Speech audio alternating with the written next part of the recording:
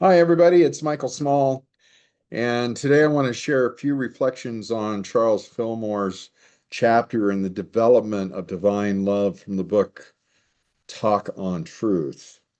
Fillmore's believed that divine love is not just an emotion or feeling. Love, he taught, is the very essence of God.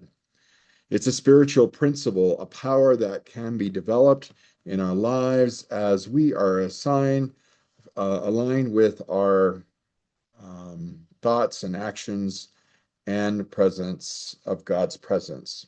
Anyway, uh, I did record a video for 15 minutes and I had to redo it, so I'm kind of trying to remember to set my timer again. So anyway, 15. There we go. So back to it. Um, I just want to let you know that the Fillmores believe that divine love is not just an emotion or warm feeling.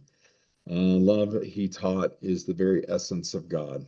It's a spiritual principle, as you know, a power that can be developed in our lives, and as we align in with our thoughts, our actions with God's presence. So the question is, we'll we'll explore is what does it mean to develop divine love, and how can we live in a way that speaks to the challenge we face today. Fillmore draws a clear distinction between what we usually call love and what is named divine love. Humans love often depends on circumstances. Conditional love. I love you because you love me back. I love you because you agree with me.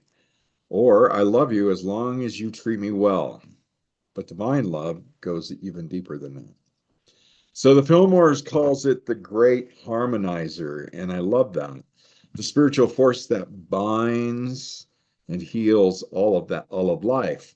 It's not about liking everyone's behavior, but it's about seeing beyond the surface and recognizing that divine essence in each person. Divine love is the recognition that we are all children of God, connected by one source, which means that divine love is not limited by preferences or even conflict. It's not even something we manufacture through the willpower, as is some things we awaken to and practice as spiritual discipline. Interesting. Fillmore's believe that love grows within us when we are initially intentionally turn our thoughts towards God. He wrote, "Love is the great harmonizer and healer." However, um, however, calls on divine love is in daily thought, word, and deed will experience is softening and unifying power. It's just stepping in the flow that I want to call it. And we do that by through prayer and meditation. Every time we turn inward and we affirm, I am an expression of divine love, as we're training our mind to see with new eyes. We begin to think less from fear and more from compassion. Forgiveness is one of the most practical ways. Number two, divine love develops. It doesn't excuse harmful behavior, but it frees us from the bitterness. Fillmore often reminds us that resentment blocks the flow of divine love in our lives. And number three, through our daily practice, we actually get to develop that divine love is the building of our muscle. It's not just about lofty ideas, but small choices. It may be simple as being patient in traffic, extending kindness to a difficult coworker, or pausing before reacting in anger, and instead of choosing, and we choose compassion instead. So, and number four is through community. We also develop divine love when we surround ourselves with other people that think like we do, that are committed to live this way. In a spiritual community, we practice seeing Christ in one another, even when we don't always agree. Imagine that. So, what does it mean for us today? It's not a secret that our world today feels divided more than ever. Politically, socially, even within families, fear, anger, and mistrust seem to dominate the headlines. This is why Fillmore's message is so powerful for us right now. Developing divine love is not about escaping the world's problems, but transforming how we respond to them. And I like it because then when you imagine what happens when we are in this flow of more, we choose to respond from divine love instead of reactivity.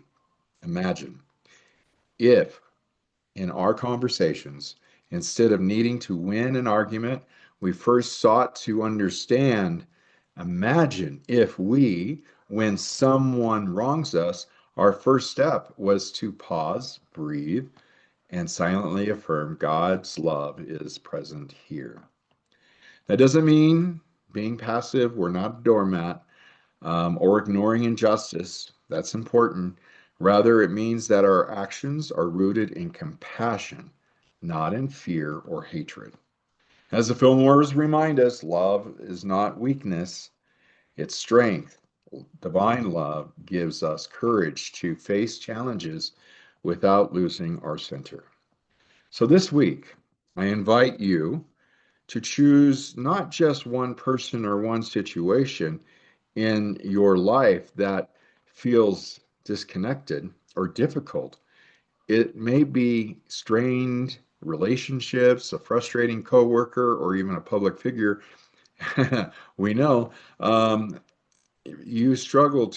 we have to struggle to understand.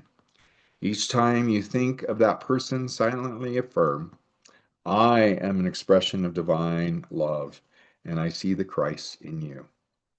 If you don't have to see, and you don't have to say it out loud or even let them know what you're doing, but watch what happens inside of you as you begin to practice all of this.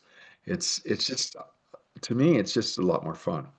And you may notice a softness, a shift in perspective, maybe even a little bit more peace in your heart. The Fillmore's teachings is simple, but it's also profound if you think about it.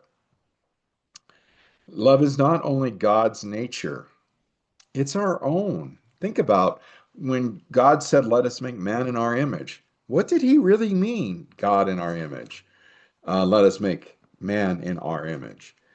And the more we develop this, the more healing we begin to ourselves, we bring to ourselves and to our world. So, in closing, if you leave with, I'll leave you with this thought. Divine love is not a concept to study, but a reality to live. May we, may each of us, excuse me, continue to grow in the development of divine love, remembering that love is the very essence of God working through us, in and through us. I just want to say thank you for your time and thank you for being here and thank you for listening to me. And so it is. Amen.